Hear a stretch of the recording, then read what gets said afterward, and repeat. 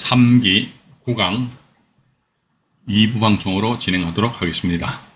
지난 1부 방송에서는 강제경매 기입등기가 말소 기준권리였는데, 실제 보면 강제경매된 경우는요, 가압류권자가 본안 소송에 의한 판결문으로 강제경매 신청하는 그런 경우가 왕왕 있거든요. 그래서 이제 가압류 강제경매를 같이 보시면 되실 것 같아요. 이번엔 보시면요, 가압류 등기, 여기 가짜에다가 제가 가로를 쳤잖아요. 그죠? 가압류, 압류, 가압류, 압류 이렇게 됩니다. 압류 같은 경우 대표 주자가 이제 조세 채권이지 않습니까? 조세 채권.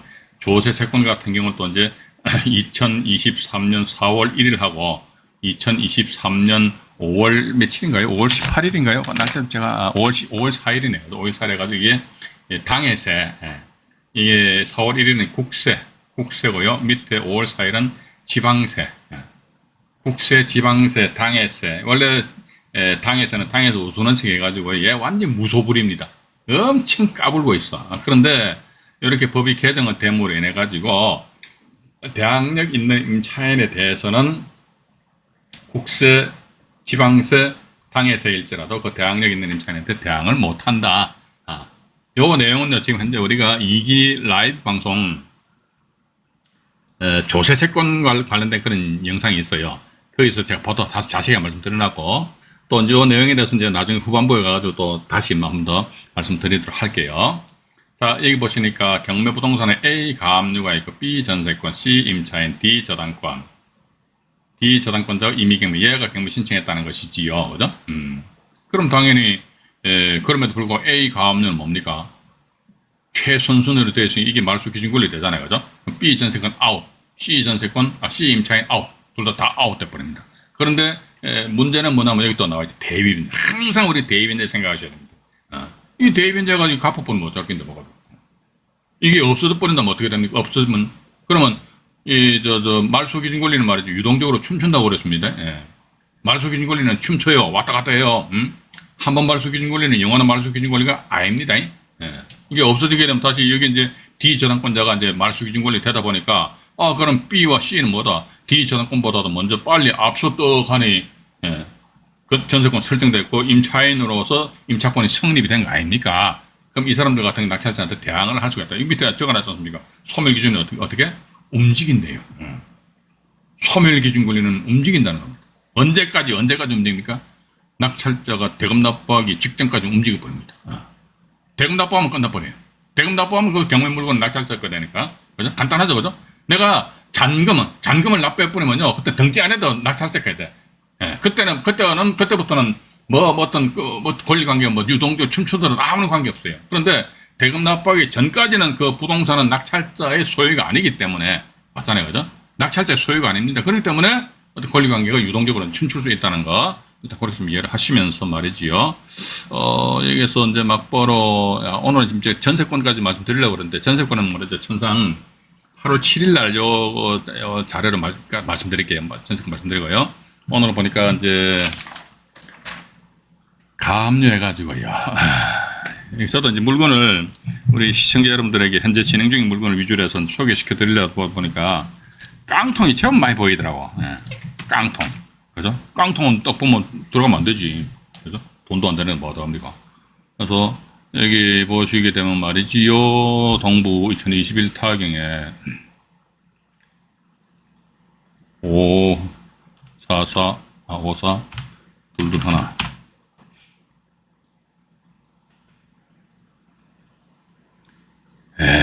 광진구 중곡동에 소재하는 다세대 주택입니다. 다세대 주택인데, 우와, 보세요. 1차 가격이 1억 6,572만 원인데 11차 계일이 잡혔네. 8월 7일 다음 주 월요일 날이다. 그죠? 경매 모르는 사람들은요, 되게 싸다고, 싸긴 뭐 개뿔이나 싸봐가지고, 모르면 이런 거 아예 쳐다보지 말라니까 뭐하러 쳐다봐요. 그러니까 봐가지고 경매 정보지 보면서 볼 줄도 모르는 사람들 경매 정보지 본다니까.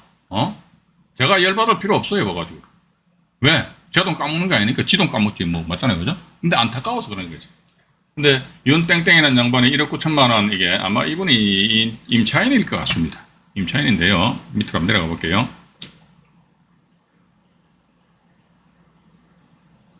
이 나와 있잖아요. 윤땡땡이라는 분이 1억 9천만 원 전세 대항력이 있대요. 왜 그러니까 이게 압류죠. 2018년 2월 26일자 압류, 이게 말소 기준고 소멸 기준거리니까 2018년 2월 26일보다 2017년이니까 빠르잖아요. 그죠? 그러니까 대항력이 있대요. 있구나, 알았어. 근데 경매를 누가 집어넣었어? 이 사람 집어넣었어. 이 사람이 이렇게 집어넣었거든요.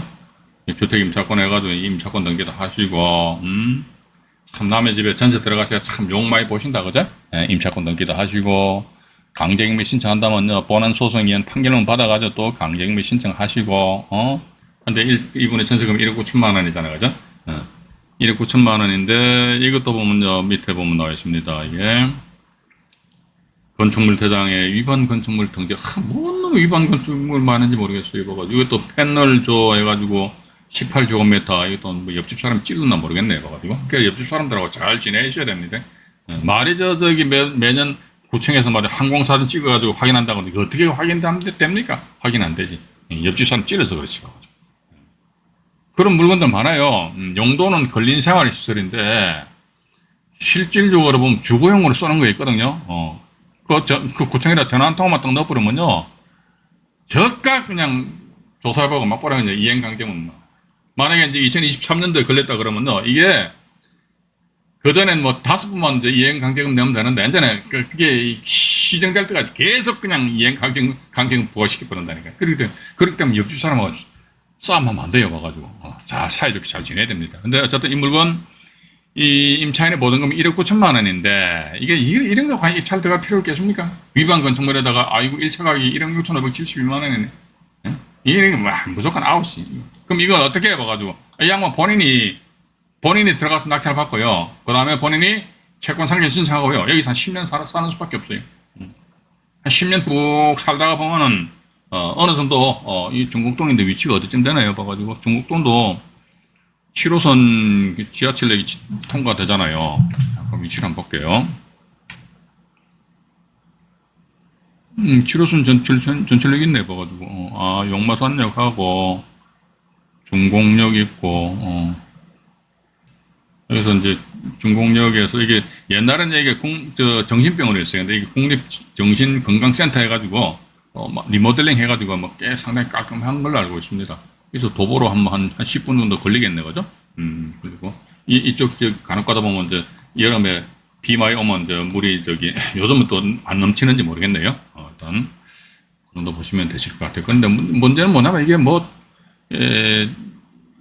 껍데기는 멀겋게 생겼잖아요. 근데 실질적으로 보면 완전히 깡통이지.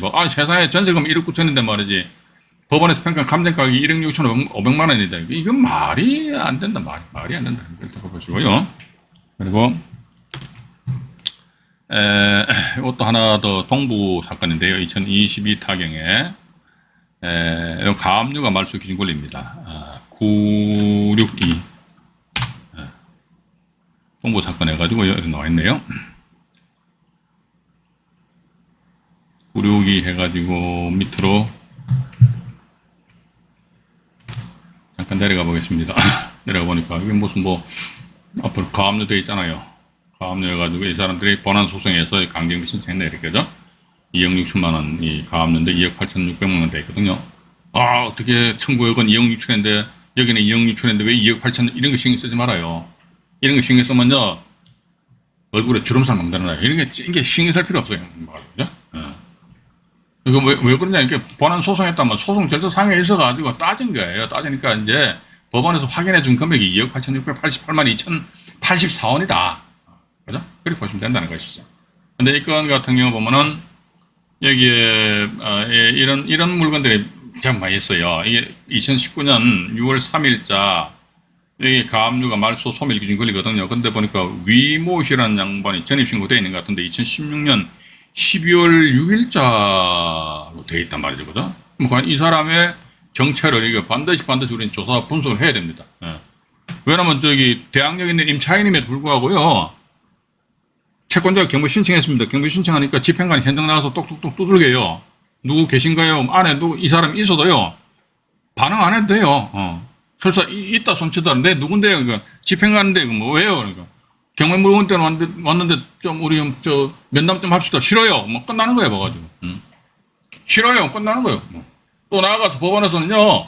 저기 이 세대 연령 확인서 등에 의해 가지고 이런 사람한테 우편물로 발송하거든요. 발송해도 받고도 법원에다가 예를 들면 권리신고에 배당요구 신청 안 해요. 그럼 끝나는 거예요. 뭐 많으면 뭐 낙찰자한테 낙찰자 인수하는 것이기 때문에. 그래서 이거는 지금 이 정보지에는 세대 열람 확인서가 없기 때문에 다른 정보지에 의해서 제가 한번 확인을 해드릴게요. 동부 2022 타경에 962 송파구 마천동에 소재하는 아까 위모 씨라는 분이 이 전입신고되어 있거든요.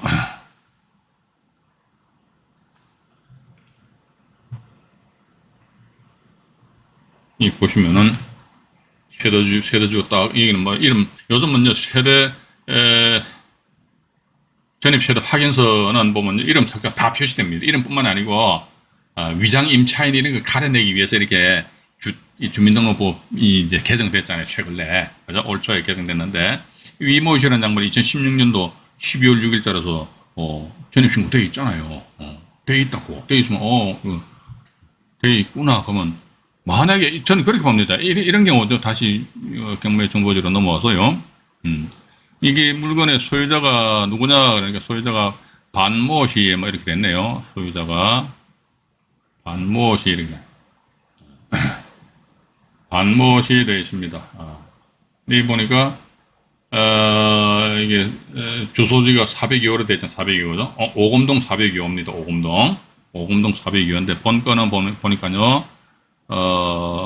잠깐만요. 마천동이잖아요. 그죠? 그럼 소유자의 주소지도 본건은 안 있다니까요. 그럼 설사 아까 우리 조금 전에 세대 열람 확인서상에 보니까 위모 씨 이 사람이 임차인이 아니다 할지라도 소유자의 주소지가 다른 데 되어 있잖아요. 그죠? 임대차 계약서는 뭡니까? 그러면 안 되지만은 가짜로 꾸밀 수도 있잖아요. 그죠? 제가 가짜로 꾸미라는 이야기가 아닙니다. 그죠? 가짜로 꾸며가지고 이 물건 누가 낙찰 받았을 때 낙찰자한테 짠 해가지고 나 임차인이다. 확정일자 왜 안 받았어? 나 바빠서 못 받았다. 이거죠. 반드시 확정일자 받아라는 법은 없거든요. 그죠? 그럼 그러면 결과론적으로 낙찰자 입장에서는 저 사람이 진짜 가짜 임차인인지 아닌지 여기에 대해서 우리가 나름대로 증거를 제출할 뭐가 있습니까? 없잖아요. 봐가지고. 그렇기 때문에 이런 경우는 제가 만약에 이 물건 정말로 마음에 든다 입찰 들어간다 그러면 저는 위모시 이 사람 만나볼 겁니다. 만나고 당신 보증금 얼마야 해가지고 이거 차근차근 다 물어보려고 그래요. 물어봐가지고. 그죠? 네. 물어보거나 아니면은 또 이런 게 아니겠습니까? 이게 막 찔러봐야 된다니까요. 가압류 경매 신청한 이 사람 있잖아요. 이 사람도 보면요. 자기 이게 채권액을 회수해야 되는 거야. 근데 이 사람 만나가지고 뭐, 그러니까, 이 사람이 말이지. 전입신고는 먼저 돼 있는데, 아무것도 없네, 봐가지고. 인수를 했는데, 이게 내 무서워서 내 입찰 못 하겠다. 이 사람이 진짜 임차인이에요, 가짜 임차인. 이 사람은 최소한도, 뭐, 조금 알 거 아니냐, 이거죠, 그죠? 그런 식으로 해서라도 한번 이게, 찔러보고, 또 이제 이분 직접 만나가지고, 당신 진짜 임차인이에요, 가짜 임차인이면서, 그 보증금이 얼마예요? 그것도 한번 여기, 조사 분석을 한번 해보시는 것이, 좋지 않겠느냐 하는 그런 생각 가지게 됩니다. 뭐 특별히 그냥 뭐 단지 전입신고가 들어돼 있다 보니까 이거 가짜다 해가지고 식 들어갔다 낙찰 받아가지고 나중에 조사해보니까 진짜면 여러분 어떡하실랍니까 봐가지고 그죠? 진짜면 어떡하실랍니까?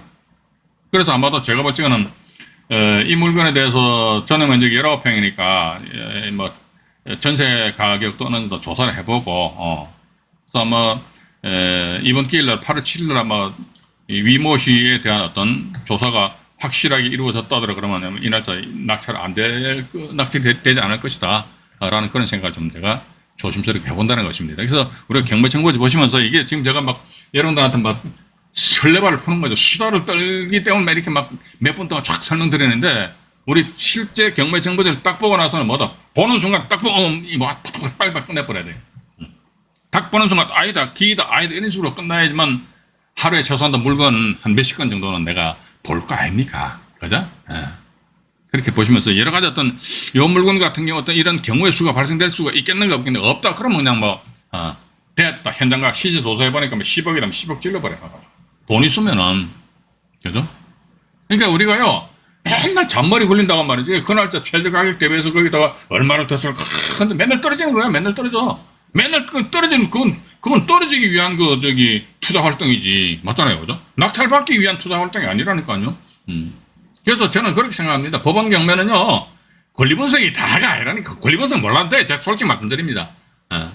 정이 답답하면요, 주변에 아시는 분들한테 이게 전화하시라니까. 아니면 뭐 정급하시면 저한테 전화 주시면 제가 사무실에 앉아있으면 경매정보에 펼쳐놓고 말씀드린다니까요. 그러니까 아무것도 해라니까. 그럼 중요한 게 뭐냐, 그러니까 그 경매 대상 물건이 부동산이면 부동산 컨설팅이에요, 컨설팅. 이 부동산이 말이지, 소재하고 있는 이 지역이 말이지, 지역 분석이잖아요, 그지? 이 지역이 앞으로 어떤 식으로 전개될 것인가, 그죠? 이런 거 또 막아가지고 이게 전세 금액이 어떻고, 뭐 매매 금액이 어떤데, 전세, 집은 멀끔하게 괜찮은데 말이지, 전세가 잘 나가는 거 안 나가는 거, 그것도 알아봐야 될 거 아닙니까? 보니까 전세 수요가 뭐 뒤따르는 거 해가지고. 그런 것도 여러 가지 이게 권리 분석은 이제 제가 볼 때는 크게 중요한 게 아닌데 사람들이 이상하게 권리 분석에 막 목매달더라고, 이상하게. 예. 하여튼 뭐, 저는 그렇게 생각합니다. 그렇게 하시고요. 요거 하나 있고 또 지금 보면은, 잠깐만요. 이거 메모를 좀 해놓겠습니다. 어떤 이제 현재 진행 중인 사건인데요. 2023 타경에 10만 1340호 중구 을지로 유가에 소재하는 오피스텔입니다. 오피스텔인데요. 이것도 이제 8월 8일 날이 매각기일이거든요. 8월 8일이 매각기일인데, 이게 보면 이제 이것도 권리관계는 아주 간단하죠, 그죠? 아주 깔끔하잖아요. 가압류에 의한 강제경매. 이 양반 보니까 전입신고 안 해버렸네. 보증금 1,000만 원이에요. 몰라, 끝나버리네. 맞잖아요, 그죠? 근데 가압류권자 법인이 이제 본안 소송에 의한 판결문까지 이랬듯이 강제경매 신청하였다. 이런 오피스텔 같은 경우도 월세 수익을 감안해서 하면 뭐 괜찮은 것 같아요. 자양동 여기도 오피스텔 한 2개인가 3개 있는데요. 월세 수익이 꽤 짭짤한 걸로 제가 알고 있습니다. 그렇기 때문에 봐가지고 이게 또, 근본에 이제 8월 8일 날인데 이것도 역시 마찬가지예요. 이게, 그냥 2억 1,600만 원의 최저 가격이구나, 이것만 알고, 그 다음에 됐다, 뭐, 현장 나가가 직접 막 조사를 하시는데, 이거 보니까 저는 이제 12평이잖아요. 그죠? 이게 보니까 오피스텔에서 또 이제 주거용으로 이렇게 나와 있단 말이에요. 주거용으로 나와 있기 때문에, 이거 잠깐 내부 구조를 한번 볼까요? 내부 구조를 잠깐 보면요. 내부 구조도를 보면, 이것도 희미하게 나와 있네. 이게 이것만 가지고 뭔지 모르겠다. 그죠? 본건 1,005호예요. 1,005호가 이게 면적이 좀 넓은 것 같습니다. 그죠? 1,005호 넓고, 엘리베이터에서 조금 멀리 떨어져 있는, 이런 공동주택 같은 경우에 엘리베이터에서 좀 떨어져 있어야 됩니다. 엘리베이터 가까이 있으면, 엘리베이터 움직이는 소리 있잖아요. 밤에. 소리 장난 아닙니다. 그래서 가능하면 좀 많이 떨어져 있는 것이 좋지 않느냐 하는 그런 생각을 가진다는 것입니다.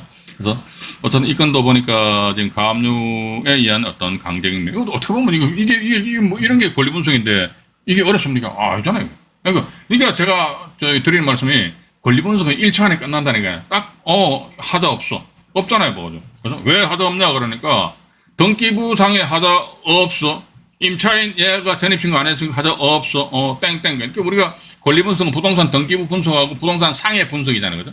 두 개 다 분석해보니까 아무것도 이게 1차원에 끝나버리거든요. 그 다음에 이거 됐다. 현장 가가지고 보니까, 요거 얼마면 되겠다? 전세, 어떻게 하면 되겠다? 매매 가격 얼마면 되겠다? 이런 식의 조사가 정말 칼같이 이루어져야 된다는 것이죠. 위치가 어딘가요? 을지로 유가 어딘가요? 잠깐만요.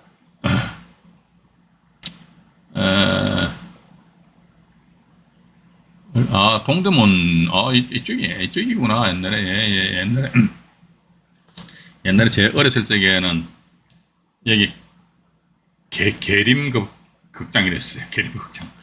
계림극장이라 있었고, 여기 이게 있었구나.